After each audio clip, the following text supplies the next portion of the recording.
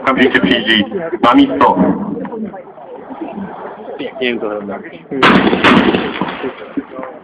Ale tady vidíte, prostě pakatel, ten se jen tak nezdá. Okamžitě po příjezdu zahájil nahlídku střelbu. Ta technicky zaujímala pozice za vozidlem a připravila se k samotnému zákroku.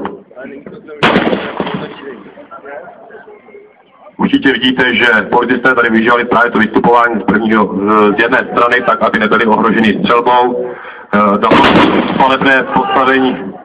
Na palební postavení svému policista, který postřelil osobu, ta se smateně, dezorientovaně dává na útěk.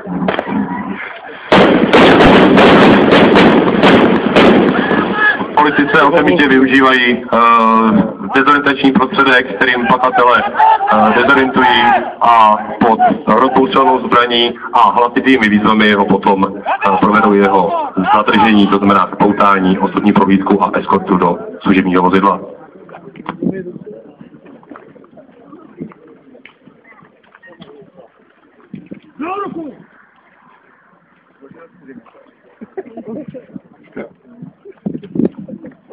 A to se zbraň?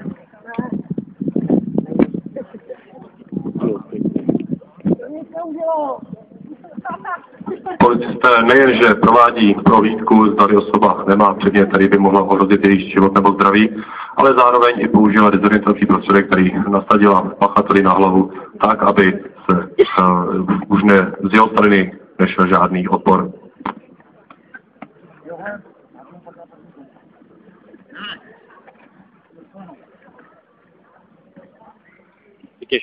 Pod použitím odváděcí techniky potom pachatele dobře zajištěného odvádí zpátky k vozidlu, kde provedou jeho usazení a po tomto zajištění tohle pachatele se policisté přesunou ke zraněné osobě, které poskytnou první pomoc.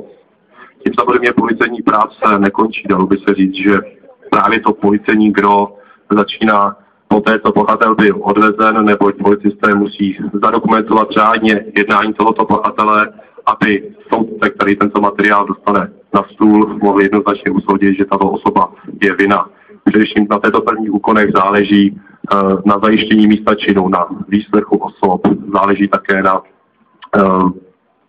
zajištění různých dalších daktyloskopických, trasologických, jiných kriminalistických stop, které potom vedou k odsouzení a uznání viny tohoto pachatele.